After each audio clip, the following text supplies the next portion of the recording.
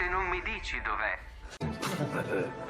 ඔන්න යාළුවනේ අද මම ඔයාලට අරගෙන ආවේ 2025 වසරේ සිනමාලෝලීන් අතර අතිශය ආందోලනයක් සහ කුතුහලයක් ඇති කරපු The Forbidden City චිත්‍රපටයේ විචාරය.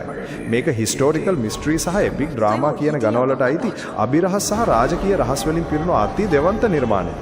පරම්පරා ගණනාවක් තිස්සේ ලෝකයෙන් සැඟවුණු රහස් සහ බලය වෙනුවෙන් කරන අරගලය තමයි මේ මුළු කතාවටම පාදක වෙන්නේ.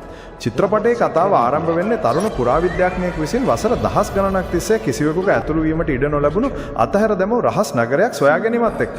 The Forbidden City කියන නමේ තේරුම වගේම මේ නගරය ඇතුලේ තියෙන සාමාන්‍ය මිනිසුන්ට තේරුම් ගත නොහැකි අద్භූත සහ භයානක දේවල්. මෙහිදී යම පරිේශකයාට සහ ඌගේ කණ්ඩායමට සිද්ධ වෙනවා නගරයේ ඇති මාරාන්තික ඌල් වලින් බේරෙන්න වගේම ඒ නගරය ආරක්ෂා කරන අදෘශ්‍යමාන බලවේග සහ අතීත රහස් එක්ක මුහුණට මුහුණ ගැටෙන්න. මේක නිකන්ම නිදානයක් සොයන කතාවක් නෙවෙයි. ඉතිහාසයේ විසින් වලලා තමයි ඇති සත්‍ය සහ මිනිස් ආශාවන් අතර තියෙන ගැටුම ගැන කියන හරිම කුතුහලය පිරුණු කතාවක්.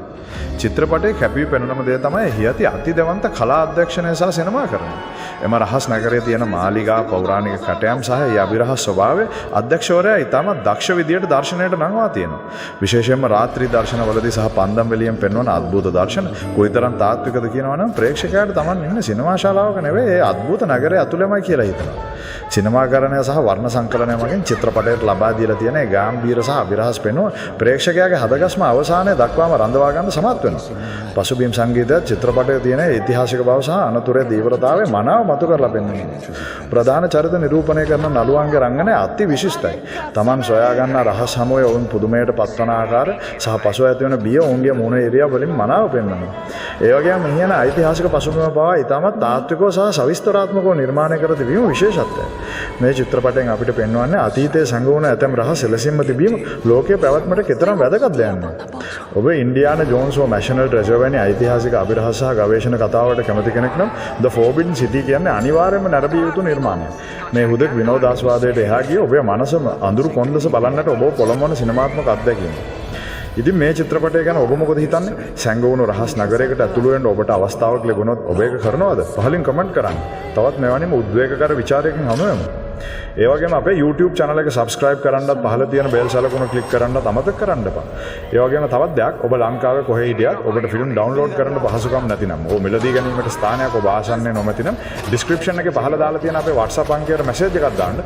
ඔබට අවශ්‍ය ෆිල්ම් ටික අපි ඔබ නිවසටම එවනවා. එහෙනම් අපි ගිහිල්ලා එන්නම්. ඔබට සුබ දවසක්. Peccato.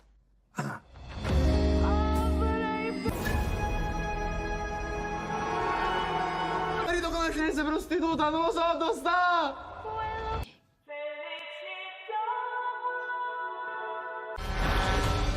Tu non ti ricordi? Come non mi ricordi? La vita è bella.